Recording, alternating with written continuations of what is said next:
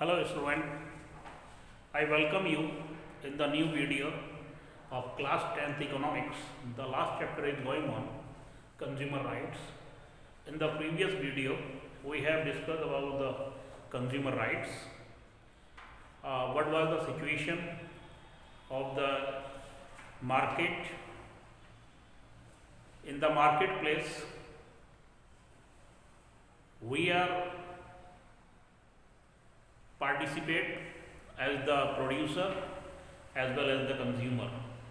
We are producer because we are working in the agriculture sector or industry or any service sector. Then we are producing the goods as well as the services, and we are consumer because we purchase the goods from the market and consume these goods. Now अब उससे आगे देखेंगे India में जो consumer movement था वो 1960s और 70s में शुरू हुए ज़्यादातर।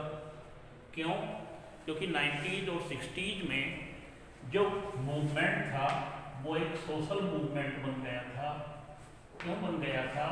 क्योंकि माल प्रैक्टिस, जो भ्रष्टाचार था, फूड शॉर्टेज हो रही थी। फूड शॉर्टेज कैसे हो रही थी कि जो बिजनेसमैन थे, व्यापारी थे, वो अपने गोदामों में फूड को स्टोर करके रख लेते थे और तब निकालते थे जब मार्केट में उसके प्राइस बढ़ जाया करते थे। और चावल में, गेहूं में कंकड़ मिलाना, दूसरी चीज़ें मिलाना, एडिबल ऑयल, होर्डिंग्स माने स्टोर कर लेना अपने गोदामों में,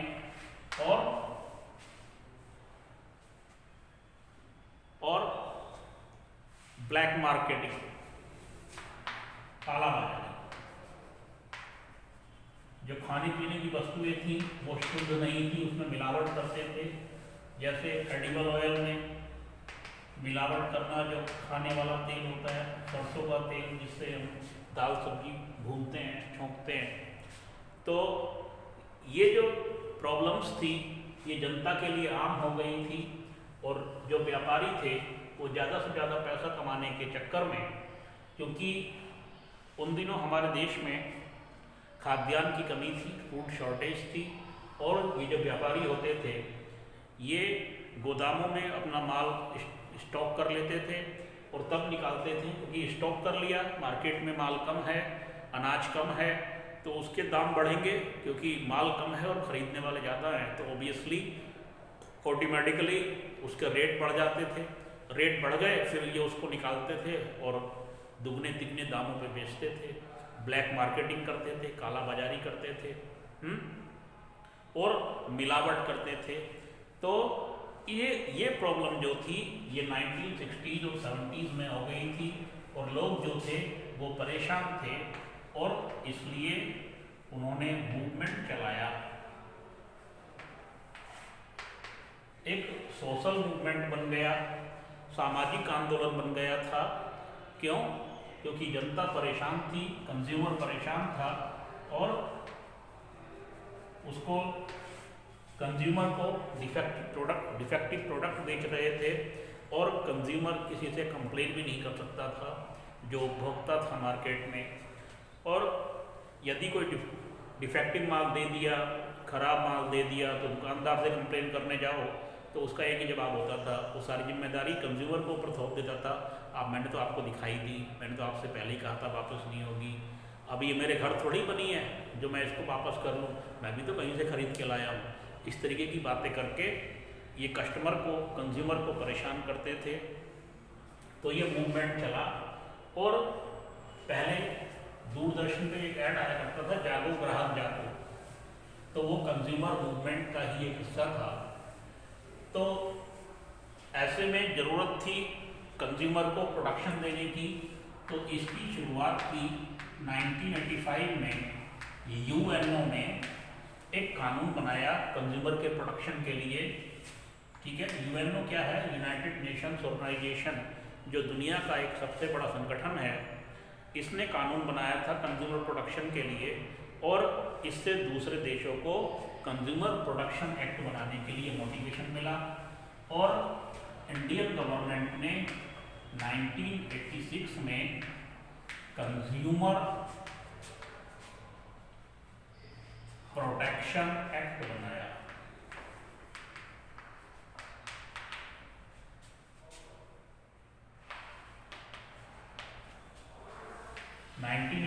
में कंज्यूमर प्रोटेक्शन एक्ट बनाया, जिसे कोपरा भी कहते हैं। कोपरा, कंज्यूमर प्रोटेक्शन एक्ट 1986 में बनाया गया, जिसको कोपरा भी कहते हैं। ये इंडियन गवर्नमेंट ने इंडिया में कंज्यूमर को मार्केट प्लेस पे उसके साथ कोई धोखाधड़ी ना हो, उसके साथ कोई गलत सामान उसको ना बेचा जाए, उपभोक्ता को, कंज्यूमर को प्रोटेक्शन देने के लिए इंडियन गवर्नमेंट ने 1986 में एक कंज्यूमर प्रोटेक्शन एक्ट बनाया। इसके तहत 3 लेवल पे क्वासीलेटरल 3 लेवल पे कोर्ट बनाए गए, 3 लेवल पे कोर्ट बनाए। तो पहला डिस्ट्रिक्ट लेवल पे कंज्यूमर कोर्ट बनाया गया, कंज्यूमर फोरम, कंज्यूमर कोर्ट, जिसमें डिस्ट्रिक्ट लेवल पे 20 लाख की जो खरीदारी है या धोखाधड़ी किसी ने की है, तो 20 लाख तक के केस डिस्ट्रिक्ट लेवल पे जा सकते हैं, डिस्ट्रिक्ट लेवल पे जो कोर्ट है। और उसके बाद स्टेट लेवल पे 20 लाख से 1 करोड़ तक के केस, 1 करोड़, 20 लाख से 1 करोड़ तक के केस जा सकते हैं। और नेशनल लेवल पे 1 करोड़ से ज़्यादा के केस कोर्ट में जा सकते हैं। यानी कि अगर दुकानदार से कंज्यूमर ने कोई सामान खरीदा, टीवी, फ्रिज, कूलर या कोई बड़ा सामान खरीदा, एसी खरीदा, और उसमें कोई खराबी आ गई और दुकानदार उसको रिप्लेस नहीं कर रहा है, दुकानदार उसको ठीक करा के नहीं दे रहा है, जबकि उसकी गारंटी थी 5 साल की, तो ऐसे कंडीशन में जो कस्टमर है वो कोर्ट में जाकर के, कंज्यूमर कोर्ट में जाकर के केस दायर कर सकता है। और ऐसे तो केस दायर होने के बाद क्या होगा कि जो दुकानदार है उसको उसका कंपनसेशन या हर्जाना जो नुकसान हुआ है उसकी भरपाई करनी पड़ती है। यानी कि कंज्यूमर के लिए, कंज्यूमर की प्रोटेक्शन के लिए एक लीगल प्रोसीजर बना दिया गया, कानूनी प्रावधान बना दिया गया। डिस्ट्रिक्ट लेवल कोर्ट में 20 लाख तक के केस जा सकते हैं, स्टेट लेवल कोर्ट में 20 लाख से 1 करोड़ तक के, और नेशनल लेवल कोर्ट में 1 करोड़ से ऊपर के केस जा सकते हैं। इन केस अगर डिस्ट्रिक्ट लेवल पे कोई केस डिसमिस हो गया है कोर्ट में, तो कस्टमर जो है, कंज्यूमर जो है, वो स्टेट लेवल पे या सेंट्रल लेवल पे जाकर के अप्लाई कर सकता है। Now information of goods and services.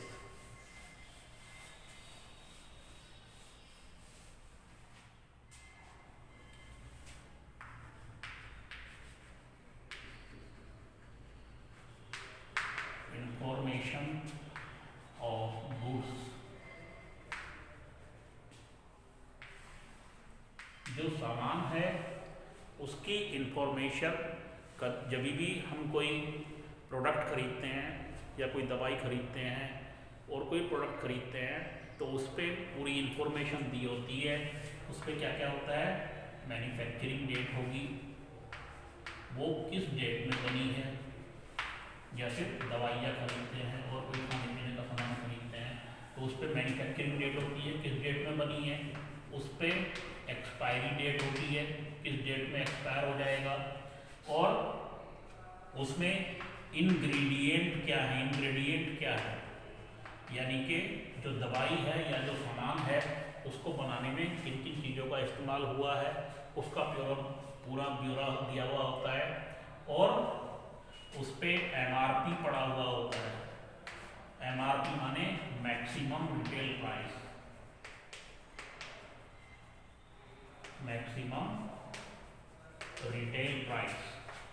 Maximum retail price का मतलब है कि जितने दाम किसी प्रोडक्ट पे पड़े हुए हैं उससे ज़्यादा पे दुकानदार नहीं बेच सकता, वो है मैक्सिमम रिटेल प्राइस। और जो उस पर क्या होता है, जो मैन्युफैक्चरर है उसका एड्रेस लिखा हुआ होता है, किस कंपनी ने बनाया है, एड्रेस क्या है। तो ये सारी चीज़ें अब हर जो प्रोडक्शन करने वाला है, जो प्रोड्यूसर है, उसको अपने हर प्रोडक्ट पे, हर पीस पे ये सारी इंफॉर्मेशन देनी होती है। इससे ये होता है कि धोखाधड़ी या खराब प्रोडक्ट या एक्सपायरी प्रोडक्ट कस्टमर को नहीं बेचा जाता, और यदि कुछ ऐसा होता है तो कस्टमर उसकी कंप्लेन कर सकता है। दूसरी बात, मैक्सिमम जो रिटेल प्राइस है, सपोज कीजिए किसी दवाई का मैक्सिमम रिटेल प्राइस 90 रुपीज़ है, तो कस्टमर उस पर भी बार्गेनिंग कर सकता है।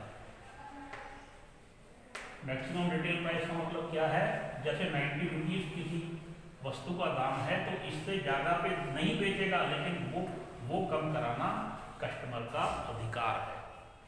ठीक है, तो ये हुआ इंफॉर्मेशन। इसी इंफॉर्मेशन में इसी इंडिया में 2005 में एक कानून पास हुआ था, RTI, जिसे कहते हैं राइट टू इंफॉर्मेशन।